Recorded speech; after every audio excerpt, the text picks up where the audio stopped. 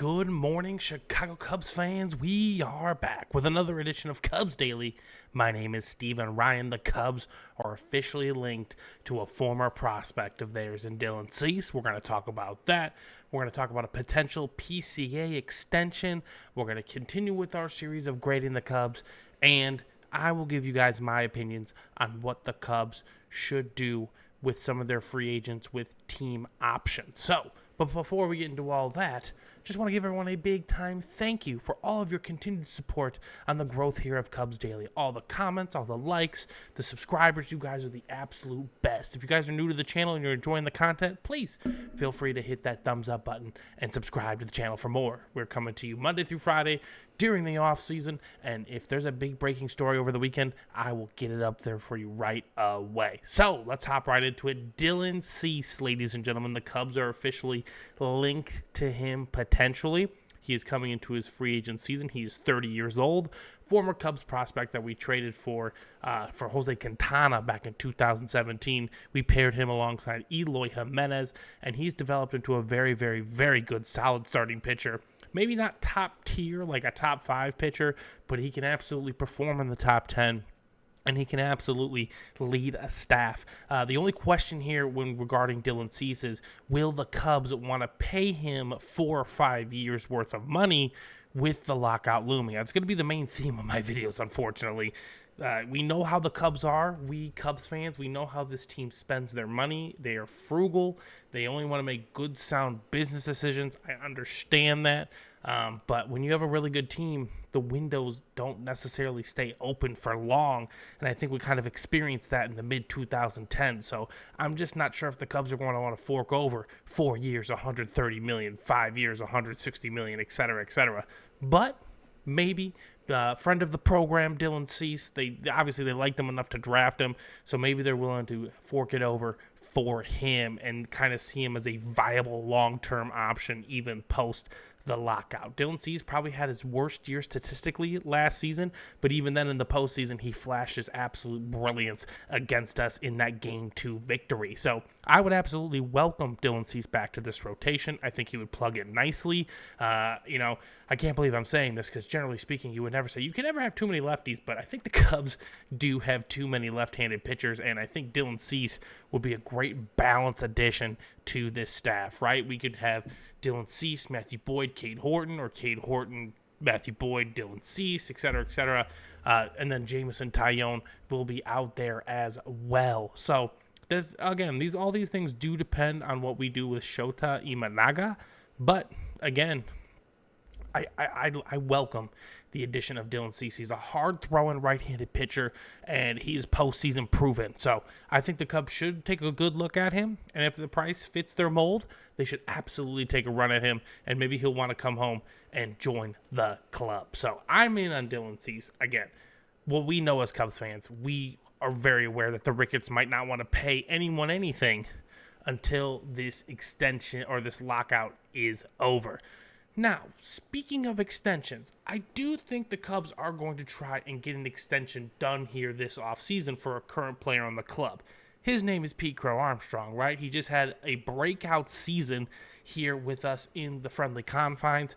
He turned down a $75 million offer. I forgot for how many years it was. I think it was like 7 or 8 years, but either way, he is going to exceed that contract. Now, the thing here with PCA is the Cubs can pay him his salary for 2026, kind of wait to see how this lockout plays in 2027, and have that new extension immediately begin once the lockout ends. So that there is a way around that for the Cubs and their current players, right? I think this offseason is going to be focused on giving extensions to a lot of the current guys like Pete Crow Armstrong, like Michael Busch, maybe Matt Shaw as well. Maybe you can get Miguel Amaya on a solid 5-year, $50 million deal, something like that.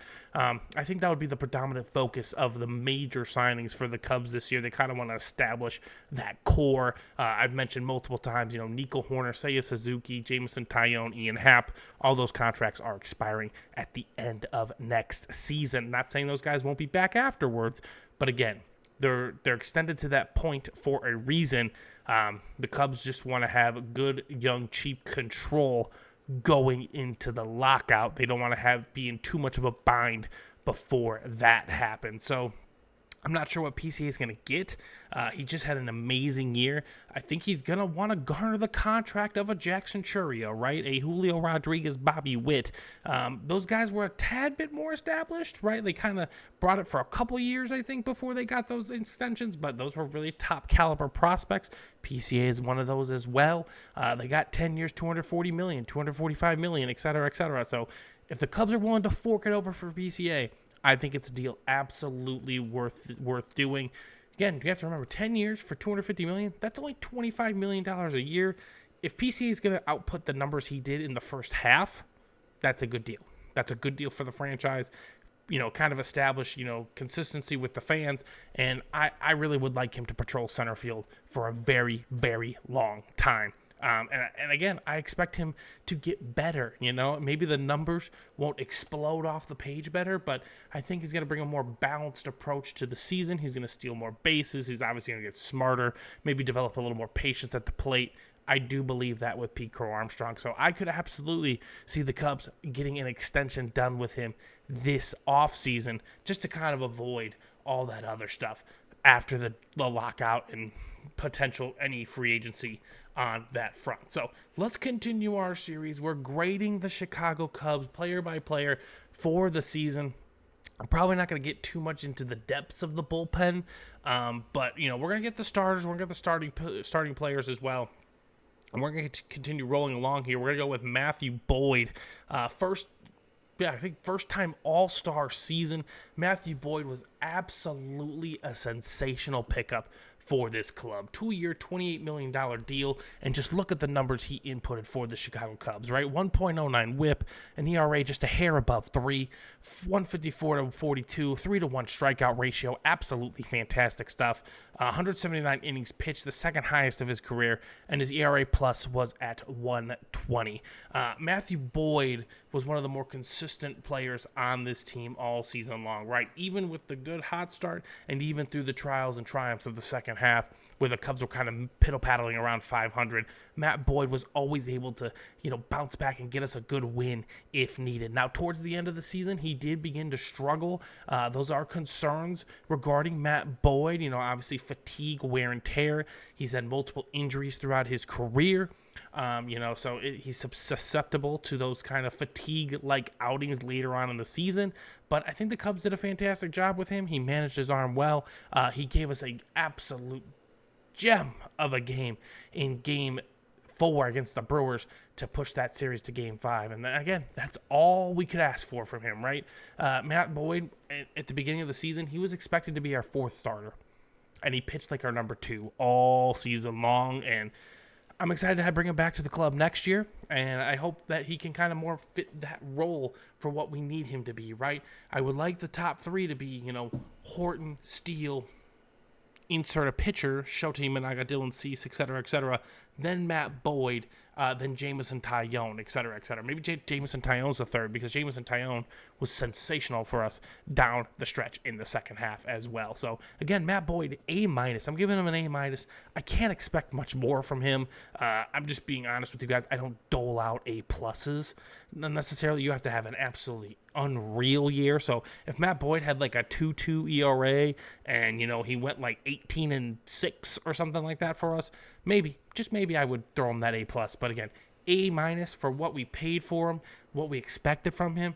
Absolutely bang-up job by Matthew Boyd. And hopefully he can continue that stretch here next season for us as well. But again, maybe a little bit of a lesser expectations and role for him in that sense. All right, so here's another part of the show we're going to get to. Here's what I would do personally if I was Jed Hoyer of the Chicago Cubs. The Cubs have 4 players with options, okay? We know the Shota Imanaga is a little more complicated than others. There's a lot of different variables with him, but there's a couple of other players with options as well, and I will let you know what I think the Cubs should do with them. So here we go. So we have Shota Imanaga, Andrew Kittredge, Colin Ray, and Justin Turner. I'll just get Justin Turner out of the way right now. I'm going to decline his option. I loved having him on the bench. I think he was an absolutely fantastic veteran presence for this team. Kind of a waste of a roster spot. I'm not going to be honest, especially with Owen Casey and Kevin Alcantara kind of needing to be on the big league team it feels like this year, one of those spots is going to need to open up, and I think Justin Turner is going to ride off into the sunset. A very happy man. Bench coach, again, bring him on as a bench coach. I think that would be fantastic for him. Colin Ray, team option. Pick it up. It's only worth, I think it's only $6 million. Very cheap deal. Colin Ray was absolutely sensational for us this year. I was so confident in Colin Ray, I wanted him to start Game 5 of the DS. Again, he did give up the go-ahead home run, but, that's going to happen sometimes. But, again, maybe if our pitching's healthy, Colin Ray's not in that situation to give up that home run. So I would pick up the option on Colin Ray. Andrew Kittredge has a $9 million team option. I'm going to decline that. I think that's just a little too much for him as a reliever. High leverage situation. Andrew Kittredge did get the job done more often than not. Just some moments where he's susceptible to the long ball, and obviously that can cost you in the postseason. If Andrew Kittredge was more of a burner, like he threw 99, 98, I might be more inclined to keep him on this team, but he's all off speed, he's all sliding, he's all that kind of stuff. So I'm kind of out on him. So as for Shota Imanaga, right? The Cubs have a few ways this can go down. There's 4 different results that can happen for Shota Imanaga. Shota, 1, the team can pick up his option, right? If we pick up his option, that is going to extend him to a 3-year, $57 million deal. That's going to get him at roughly, 18, 19 million-ish a year, give or take a few bucks. That's going to lock him in through the 2028 season. With the lockout, I'm not sure if that's something the Cubs want to do, especially given how he finished the second half of the year, but maybe that's pretty solid labor for a quality starter like Shota. So if the Cubs do not do that, he can pick up an option as well. That's going to be for a 1-year deal. I think it's worth about 18 million or so, give or take. So he could pick up the deal. But again, if I'm the Cubs, I don't do that. Let's say he declines, the Cubs decline the team option. If I were the Cubs, I would extend the qualifying offer. Okay, the qualifying offer is going to pay Shota Imanaga $22 million a year, but it's going to be more of like a prove-it deal, right? I want to see him bounce back respectively and contribute to this team in a lot of different ways. He was really good his rookie year. He was solid the first half of this year. The injuries did kind of wear and tear on him, and he became really susceptible, giving up home runs in 11 of his last 12 starts.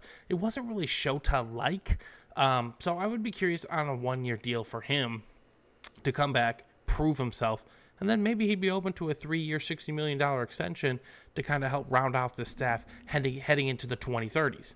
The last option is obviously the Cubs both decline. He declines, they don't extend the qualifying offer, and he becomes a free agent. I don't think that's going to happen. I think the Cubs are going to either pick up the team option or extend him a qualifying offer. And that's what I would do. I would extend him a qualifying offer. I do want to see 1 more year of Shota Imanaga before I commit to 3 years of him, just so I can keep this team a little bit more flexible in terms of the rotation, because also Matthew Boyd after next year is going to be a free agent as well as Jameson Taillon. And then, there's going to be some big-time free agents potentially next year, like Tariq Skubal, if he gets there. And the 2026 class is pretty loaded. The only problem is they're going to be heading into the lockout. So it's going to be very curious to see what the Cubs do going forward. Again, ladies and gentlemen, if you guys are enjoying the content, please hit that thumbs up button. Subscribe to the channel for more Cubs Daily. And please share your thoughts down below who you think the Cubs should go after in free agency. I'm going to be going through the whole list of names here over the next few months. So be ready for some wild potential scenarios discussed here on Cubs Daily. I hope you all have a fantastic rest of your day, and I'll see you in the next one.